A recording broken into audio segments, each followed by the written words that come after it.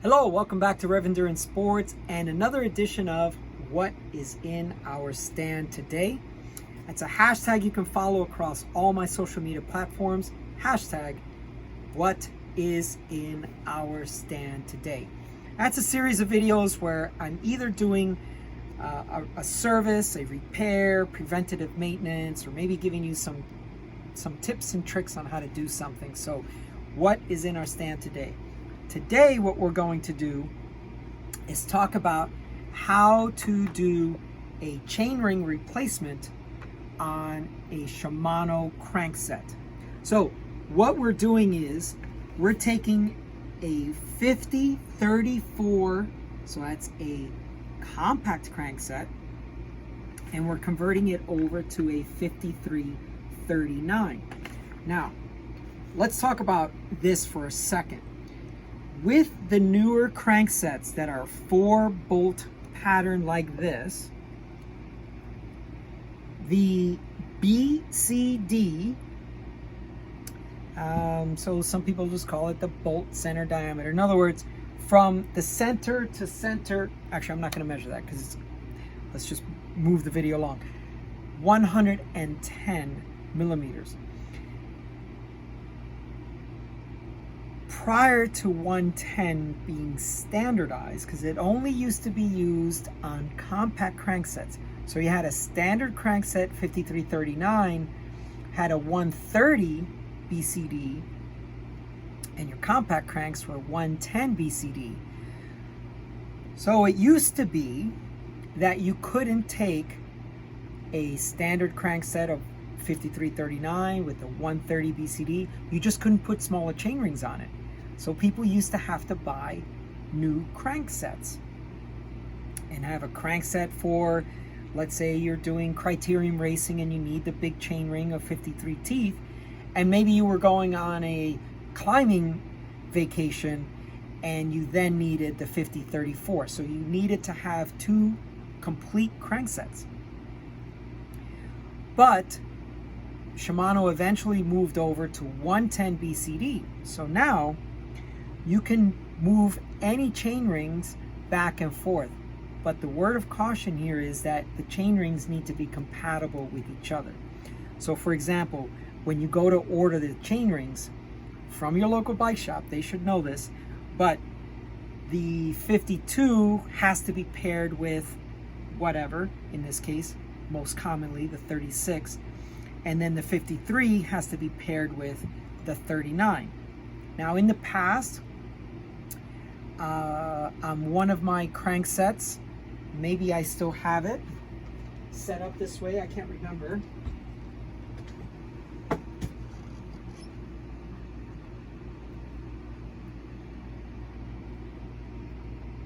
Yeah, so this one, this has a 55 outer chainring or big chainring, and then the inside or the small chainring is a 39. Let me know when you capture that. Now, what is all this stuff and what do I mean by it being compatible? Shimano's front derailleur has a maximum teeth differential that you need to be conscious of when you are using different chain rings. The maximum amount is 16 teeth. So a compact crankset of 50-34, 16 teeth, that is the max amount that the front derailleur will work. And this is what Shimano recommends. I've seen some things, but generally speaking, that 50-34, that's right there at the max of a 16 tooth capacity. This chain ring here, 55-39, that's also 16 teeth. This is my go fast crankset. I can do a lot of climbing with this because the 39 is still a 39, but the 55 is a massive chain ring. Now, a while back, if you notice here, this is a 5-bolt pattern, and if you notice here, notice the mounting bolt compared to where the edge of the chainring is and the teeth. I used to be able to use a 38 tooth chainring from a company called Blackspire. So it was only one tooth less, but because this was a 5-bolt pattern and this was a 130 BCD crankset, that's the smallest chainring you could put. And I was doing a lot of climbing, so 1 extra teeth. So 130 BCD, you can't go back and forth between large chainrings and small chainrings in the sense that you can with this. So one of the things I wish to show you today is that when you go to swap out these chainrings, take the time to really set your work area up and do things in a very logical way. Now, I've already loosened these bolts because I wanted to save time for the camera or for the filming. Now, when you look, here's your crank arm, okay? When you go to set up these chain rings, you see this little notch here? Or I shouldn't call it a notch, it's a protuberance. So it actually sticks out, so it's not a notch where it's concave, okay? So that means that's going to go like this. So the measurement or the stamping of the size of the chainring is right there, okay? And you will want to put this like that. And I want to tell you a story because this is why I'm focusing so much time on this. I have seen cranksets come in here with this chainring put in like that, okay? And it's very hard to tell the difference, but the way I wish to explain this to you is that if you're looking at this crankset, you want to be able to read what the chainring sizes are. So if you can't read the chainring size, it's on backwards, okay? Now, you're thinking, well, that can't be that big of a deal. It's just a chainring one way or the other. Well, guess what happens? If that chainring is on backwards, the chain will fall in between the big chainring. It's 3 o'clock. It's 3 o'clock. The chain will fall between the big chainring and the little chainring. And I've had this happen where a customer comes in, they've just recently had their bike serviced, and they can't understand why the shifting is the way it is, why it's falling, why the chain's falling off. And I'm like, okay, we'll bring it in, let's take a look. And because I've seen this before, the first thing I do is I look to see if the chainring was, the inner chainring, the small chainring, was installed backwards. It's a simple thing, it can happen. Mechanics can make mistakes. It just happens. But if you test ride the bike before you give it back to the customer, you should feel that it's shifting right. Or in this case, if the chain drops, it's like, oh, okay, let me look. Oh, I put the chain ring on backwards, right? So a good mechanic will always test ride the bike. Now, I do tell customers sometimes, hey, it was raining, I didn't test ride your bike yet. Just let me know if there's, it shifts great in the stand. Just be aware that I didn't get a chance to test ride it. And of course that's rare because it's San Diego, so it doesn't rain much, but there are other reasons why sometimes I may not test ride a bike, but almost 99% of the bikes get test ridden. So the one key thing I wanted to make sure you were aware of is that the chainring needs to be installed properly. Now, we're going to do this really quickly because once we change out these chain rings, the other thing we need to do is adjust the front derailleur, because the front derailleur has been in a low position so that it can shift for a 50 tooth chain ring. Now we need to raise it up because, as you'll see right here, this chain ring is obviously it's 3 teeth bigger, and it's just a it just needs to be adjusted. Now, might as well call your attention to a couple of things. So if you look at these little ramps, right, there's little ramps, and then there's these pins, and you know, these are flush or a little bit, just a little bit up, but these are a little bit more, and so it'll catch the chain a lot better. And I guess another thing to mention is sometimes folks come in and they're like, oh, I broke a tooth or something like that. And some of them, on certain chain rings, you're going to see some different types, shapes to the chain rings. I'm sorry, to the teeth on the chain ring. And they're not broken. It's just, that's the way they were machined. So if we take a look at this chain ring,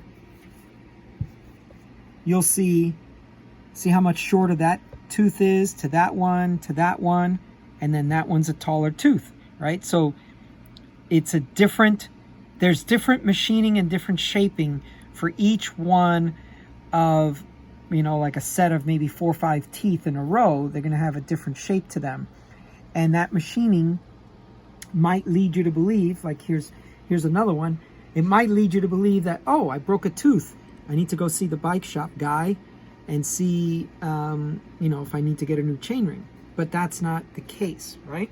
So let's get back to this particular job, because I thought I might as well add a little bit of knowledge for you. Okay, so here's what I suggest you do.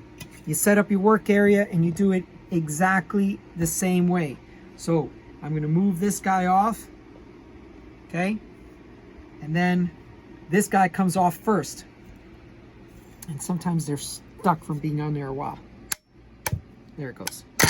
Okay, so again, set up your work area so everything's exactly the same, okay?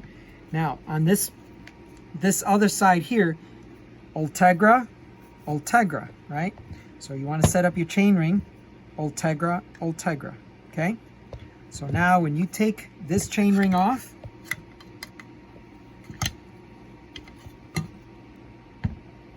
you then take your other chain ring and you just slide it underneath like that.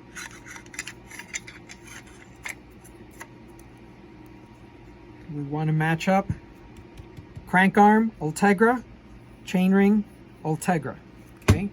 And then kind of push that in there like that. And remember, we lifted this one straight up like this. So same situation now. We just lift this guy and bring it over and set it in place. Now, it takes a Torx 30, and here are the 4 bolts. And I want to show you something here real quick. This is the dealer manual. And before you put anything together, please check that you find a torque value. So in this case, it's 12 to 16 Newton meters. So you want to make sure that you're using a torque wrench, and in this case we're going to put, you know, anywhere from like 13 to 14. And you won't believe this, but I've had these bolts shear on me before. So now you can decide what you put on your chain rings, chain ring bolts.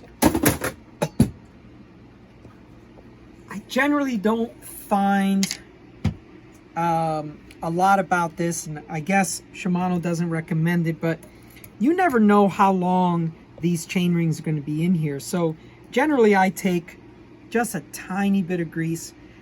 I've had chain rings creak, or cranksets creak, and so you're like, okay, well, take the chain rings off and grease them, make sure the torque value is correct, and that has I've solved a few creaks where some folks think, oh, it's my bottom bracket, and I'm like, no, your bottom bracket is in really good shape. It's nice and smooth. Let's just check the bolts.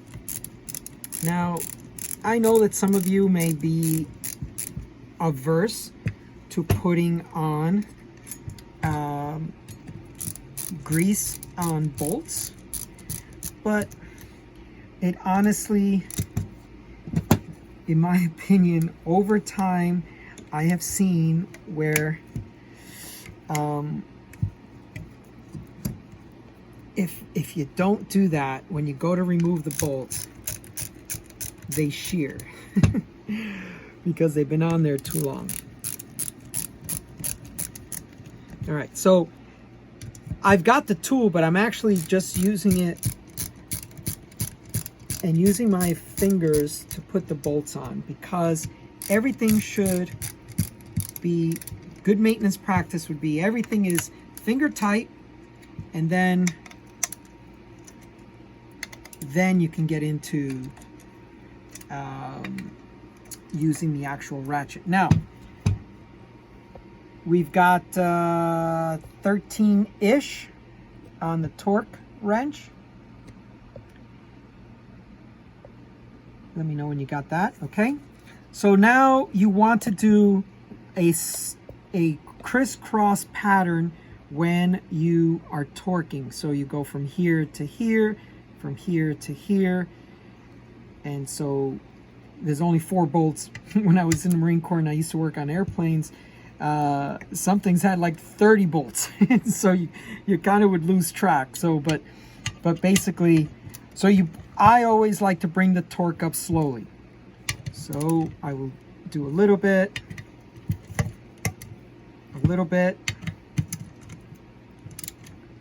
okay, and then I go again.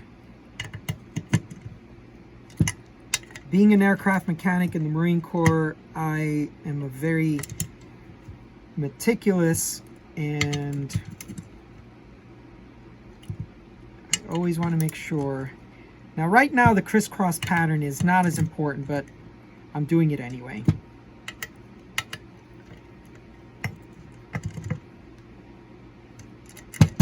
Now, something that I've done in the past, and let's just do this for now. So I'm just going to do 11, which is under the torque value. I'm just curious because I've had these bolts shear on me before. So let's just do 11 for now. All right, there's 11. There's 11. 11.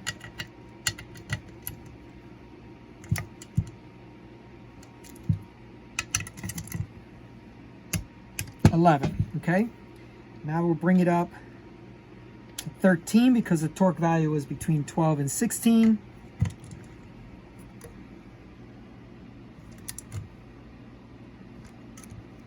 Okay, remember, bring up the torque slowly. Okay, that one's good.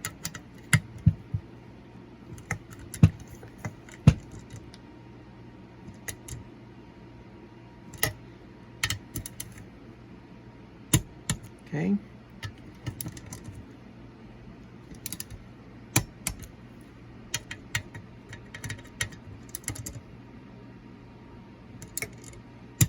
Okay, so now we'll check everything again. Oh, see, it's still taking a little bit more. There. Crisscross applesauce. Now, because in the Marine Corps, I told you on some airplanes, they'd have like 30-something bolts. Then what I always did is just went all the way around sequentially, not crisscross, just to make sure. Okay, that's it. Now that's installed. Now we've got brand new 5339 chain rings. And I want to caution you about something. If you change one of your 3 drivetrain components, maybe you're changing your chain rings, but you're still using the same chain that you don't know the life of that chain. You should have a chain checker, something that looks like this.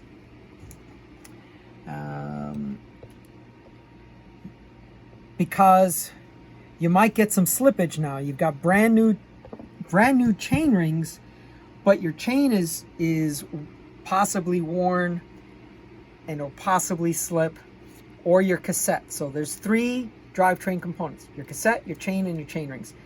Sometimes if you only replace one of them, you're going to get some slippage. So if you do, you just need to address these other components. Okay, this is ready for installation after we clean it up. I did not want to spend any time on the video doing the cleanup portion, but here we go. We now have a Ultegra 5339, when in fact we started with a 5034. Because we have a 110 BCD, we're able to swap out chain rings and we're good to go. We do not have to buy two different cranksets. And my cameraman didn't know that. He was like, oh, I thought I had to buy a whole new crankset. And that's the way it used to be. But now with the 110 BCD, all the chain rings are interchangeable. So thank you so much for tuning in. Please like and subscribe. Please share my videos with your friends. And in the meantime, we'll see you up the road.